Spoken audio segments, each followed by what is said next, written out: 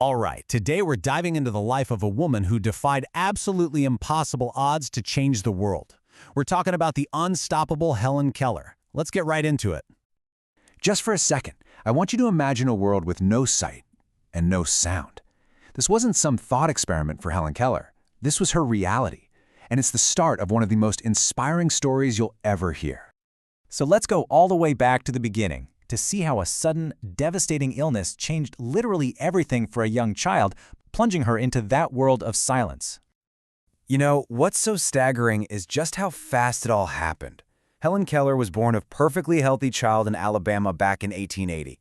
But at just 19 months old, a severe illness just took everything, leaving her in total isolation, completely cut off from the world.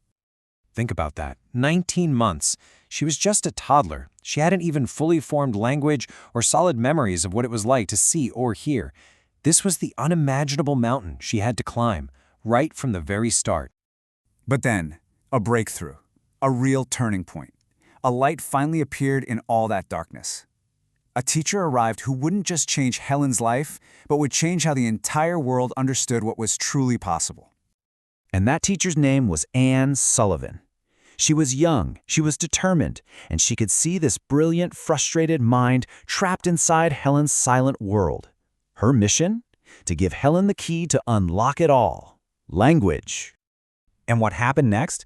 Well, it was nothing short of a miracle. This was the moment the entire world finally opened up for Helen. So how in the world did Anne do it? Her method was genius. First, she'd have Helen feel an object, like cool water running over her hand from a pump.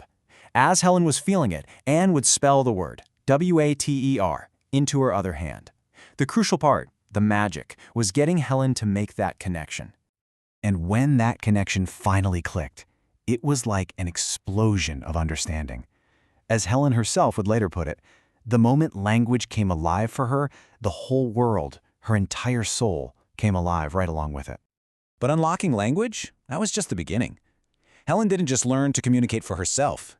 She went from being a student to a powerful, tireless voice for people all across the globe. Her ambition was just incredible. She set her sights on a goal that nobody in her position had ever achieved before. She was determined to be The very first deafblind person in history to earn a Bachelor of Arts degree. Her graduation from Radcliffe College was this stunning, unbelievable testament to her determination. I mean, let's put this into perspective for a second. A typical student's entire journey relies on sight and sound.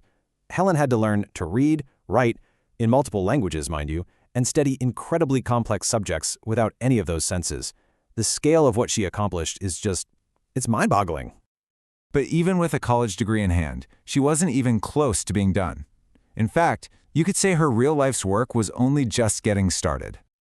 And that brings us to her legacy, this unstoppable force that continues to inspire the world with its message of pure courage.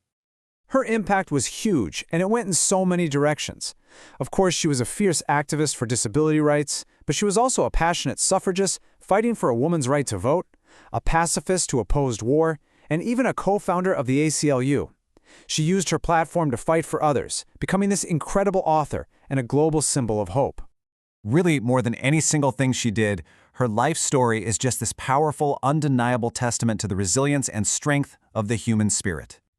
So, what can we take away from all this? Well, it seems to boil down to three key things: her own unwavering courage, her relentless, never-give-up determination, and of course, the absolutely crucial support she got from Sullivan. And that leaves us with a final thought. Helen Keller's story proves that the limitations we think we have, maybe they aren't so limiting after all. It makes you ask yourself, doesn't it? With that same mix of courage and the right kind of support, what giants could we conquer in our own lives?